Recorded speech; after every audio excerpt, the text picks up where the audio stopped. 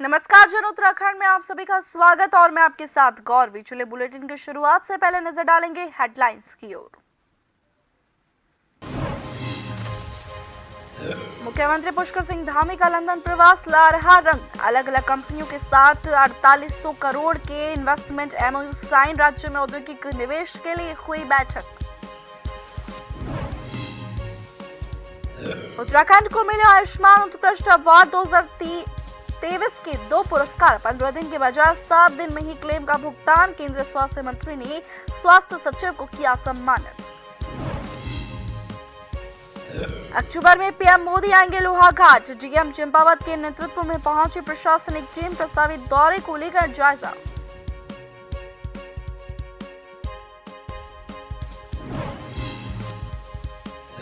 पूर्व मुख्यमंत्री हरीश रावत का केंद्र सरकार पर हमला। देश के आर्थिक हालातों पर घेरा। कहा जो विकास का मॉडल दिखाया वो साबित हुआ खोखला।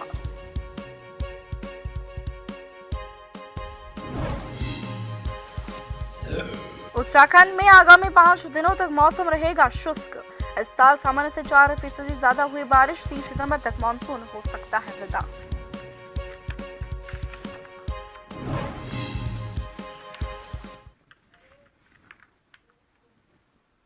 मुख्यमंत्री पुष्कर सिंह धामी का लंदन प्रवास रंग ला रहा है। ग्लोबल इन्वेस्टर समिट के लिए लंदन में उनके विदेशी औद्योगिक घरानों के साथ आयोजित बैठकें सफल रही।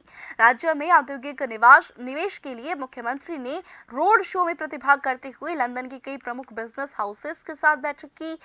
इस दौरान मुख्यमंत्री पुष्कर सिंह धामी की मौजूदगी में अलग अलग कंपनियों के साथ 4800 करोड़ के इन्वेस्टमेंट एमओयू साइन किए गए। औद्योगिक समूह कयान जेट के साथ अलग अलग एमओयू में 3800 करोड़ और उषा बेकरो के साथ 1000 करोड़ के इन्वेस्टमेंट के एमओयू साइन किए गए। कयान जेट के द्वारा उत्तराखंड में स्कीइंग रिजॉर्ट विकसित करने के लिए 2100 करोड़ और केबल कार प्रोजेक्ट के लिए 1700 करोड़ का इन्वेस्टमेंट एमओयू साइन किया गया।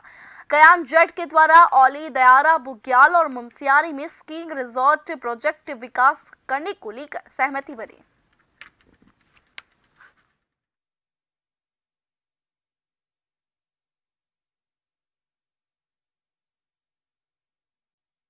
विश्व पर्यटन दिवस के मौके पर चंपावत जनपद के सीमांत टनकपुर क्षेत्र में बहने वाली शारदा नदी में 3 दिवसीय राष्ट्रीय एग्लिंग और रिवर राफ्टिंग प्रतियोगिता का शुभारंभ हुआ।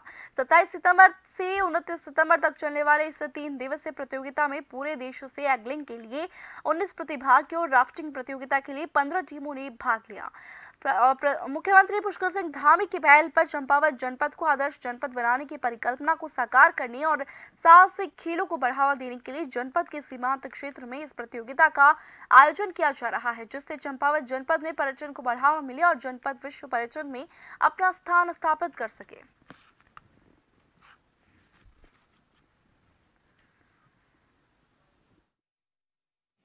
उत्तराखंड गवर्नमेंट का मैं बहुत बहुत शुक्रिया करना चाहूँगा जो इतना अच्छा पहल करी है। क्योंकि क्या एंगलिंग क्या है, एक तरह से आप कंजर्वेशन भी कर रहे हो, रिक्रिएशनल गेम है ये आपका एंगलिंग। इसके थ्रू आप मछली जो जिनकी पॉपुलेशन कम हो रही है इसको बढ़ा सकते हैं हम, और ये हर गवर्नमेंट को करना चाहिए। उत्तराखंड गवर्नमेंट का मतलब मैं तहे दिल से शुक्रिया करना चाहता हूँ इस बारे में कि आप एंगलिंग को आप प्रमोट कर रहे हैं।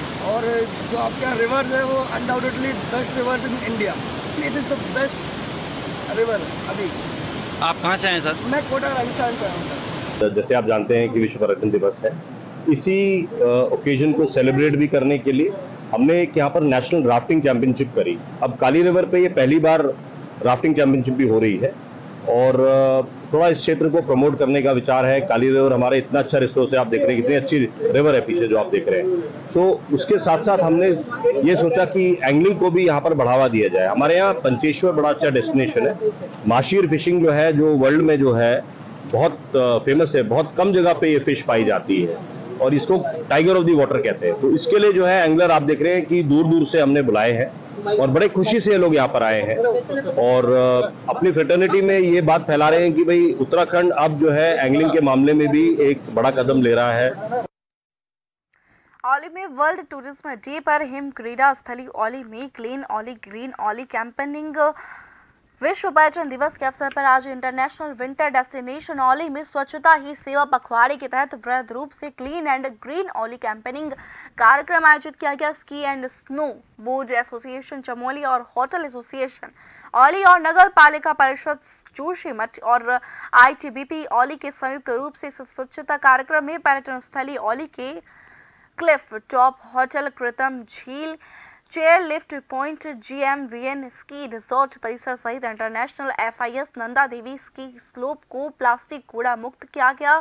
साथ ही पालिका के पर्यावरण मित्रों, ITBP के हिमवीर जवानों, अधिकारियों सहित होटल कारोबारियों, पर्यटन व्यवसाय से जुड़े युवाओं, स्की क्लब, होम स्टे संचालकों ने भाग लिया और करीब 20 बोरी गार्बेज कलेक्ट कर पालिका के कूड़ा वाहन में निस्तारण के लिए जोशीमठ भेजा गया।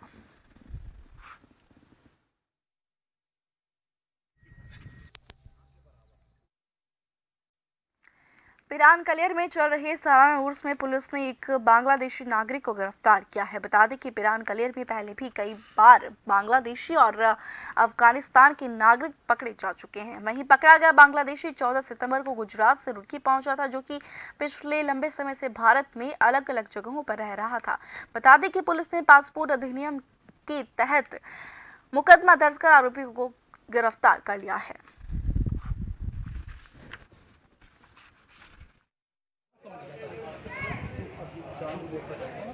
पिरान कलियर में लगातार तमाम तरह के चीज़ों के मद्देनज़र एहतियातन सतर्कता बरती जा रही है। इसी क्रम में एक सूचना प्राप्त हुई कि एक बांग्लादेशी नागरिक है जो संदिग्ध प्रतीत हो रहा है। उससे पूछताछ की गई तो उसके द्वारा स्वीकार किया गया कि उसका नाम शेख अब्दुल रफ़ीक है, पुत्र शेख अब्दुल अजीज़, और वो ग्राम मौनी, ज़िला बागेरहाट, खुलना, बांग्लादेश का रहने वाला है। और इससे पूर्व 2012 से वो भरूच, गुजरात में रह रहा था। 1998 में बैनापुर बॉर्डर पार करके भारत में प्रविष्ट हुआ था और यहीं पूरे भारत में इधर उधर भ्रमणशील रह के वो अपना जीवन यापन कर रहा है। उर्स के दौरान वो यहाँ आया था। 24 सितंबर को उसके द्वारा बताया गया कि ट्रेन से वो भरूच से रुड़की आया और रुड़की से फिर कलियर आया। इस संबंध में और भी पूछताछ की जा रही है और उसका चालान माननीय न्यायालय अंतर्गत धारा 3 और 12 पासपोर्ट अधिनियम और धारा 14 विदेशी अधिनियम के माननीय न्यायालय किया जा रहा है। और इसी के साथ अब वक्त है एक छोटे से ब्रेक का।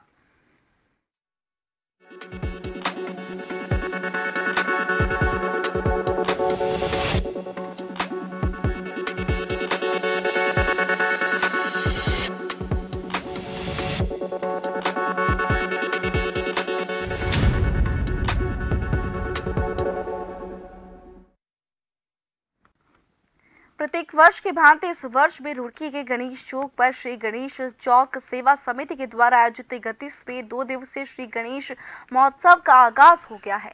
ढोल नगाड़ों के साथ समिति के पदाधिकारियों ने भगवान गणेश की मूर्ति गणेश चौक पर स्थापित कर 2 दिवसीय मेले का आगाज किया। इस दौरान श्रद्धालु ढोल की थाप पर जमकर थिरके और गणपति बापा मोरिया की जयकारे लगाए। आज से 2 दिन का विशाल मेला शुरू हो गया है, जिसमें दूर दराज से श्रद्धालु ने पहुंचकर अपनी मनोकामना मांगी और भगवान श्री गणेश की कृपा से सभी की मनोकामनाएं पूरी होती है।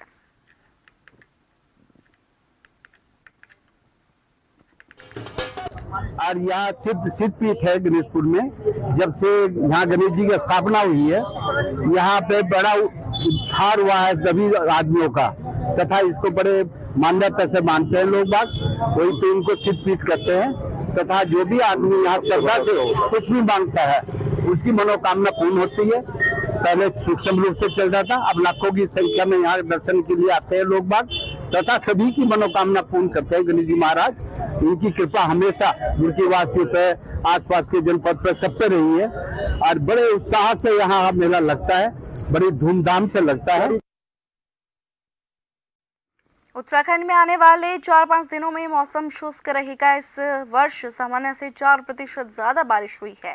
कुमाऊं रीजन की अगर बात करें तो आने वाले दिनों में नैनीताल, बागेश्वर, चंपावत, अल्मोड़ा में हल्की बारिश होने का अंदेशा मौसम परिचालन केंद्र ने जताया है। मौसम परिचालन केंद्र के वैज्ञानिक रोहित थपलियाल ने बताया कि 30 सितंबर तक उत्तराखंड से मानसून विदा हो सकता है। इसकी शुरुआत राजस्थान, पंजाब, हरियाणा से होते हुए देश की राजधानी दिल्ली की तरफ मानसून के अंतिम चरण में गिरावट दिखने को मिलेगी। इस वर्ष उत्तराखंड में मानसून पहले की भांति काफी बेहतर रहा है, जिससे किसानों की फसलों को भी लाभ इस बार के मानसून में देखने को मिला। देखिए, अभी जो मौसम की बात करें तो अभी जो उत्तराखंड में आगे आने वाले 4-5 दिनों में ज्यादातर स्थानों पे मौसम शुष्क रहेगा। कुमाऊं क्षेत्र के चंपावत, पिथौरागढ़, नैनीताल या बागेश्वर जनपदों में हल्की वर्षा मिलने की संभावना है। उसके अलावा ज्यादातर स्थानों पे मौसम शुष्क रहेगा। तो एक्टिविटी तो जो है कम हो गई है। और मानसून की बात करें तो नॉर्मल जो डेट है उत्तराखंड से विड्रॉल की, वो 30 लास्ट जो वीक है सितंबर का 30 के आसपास कंप्लीटली जो विड्रॉ हो जाता है। तो इस साल भी अभी जो है विड्रॉल कल जैसे है तो राजस्थान से स्टार्ट हुआ है मानसून विड्रॉल। तो ऐसे विड्रॉल लाइन बढ़ेगी तो उसी के जो है 30 के आसपास ही उम्मीद है कि उत्तराखंड से भी विदा हो जाए। उत्तराखंड के पूर्व मुख्यमंत्री हरीश रावत ने केंद्र सरकार पर जमकर हमला बोला है। उन्होंने देश के आर्थिक हालातों पर केंद्र को घेरते हुए कहा कि जो विकास का मॉडल केंद्र ने सिखाया है वो खोखला साबित हुआ है। पूर्व सीएम हरीश रावत ने कहा कि कांग्रेस सत्ता में आई तो वो आर्थिक न्याय पर कार्य करेगी। उन्होंने कहा कि केंद्र सरकार की जो आर्थिक नीतियां हैं वो केवल अमीरों के लिए ही है। हरीश रावत ने कहा कि केंद्र और राज्य सरकार अप्रत्यक्ष रूप से आरक्षण को खत्म कर रही है। सरकारी पदों को न भरना भी आरक्षण को खत्म करना है।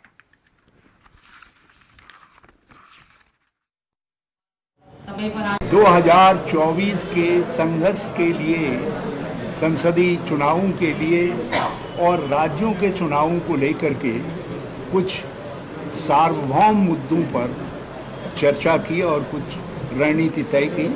हमने कहा है कि आर्थिक समानता, आर्थिक न्याय, आर्थिक विषमता, जो गरीब अमीर के बीच का अंतर बढ़ रहा है, जिस तरीके से अमीर अमीर हो रहे हैं और गरीब हो रहा है, हम ऐसी नीतियों को लागू करेंगे जिससे गरीब अमीर के बीच की खाई घटे और लोगों की खरीदने की क्रय शक्ति बढ़े और हमारी जो ग्रोथ है, जो विकास है, वो रोजगार मूलक हो सके।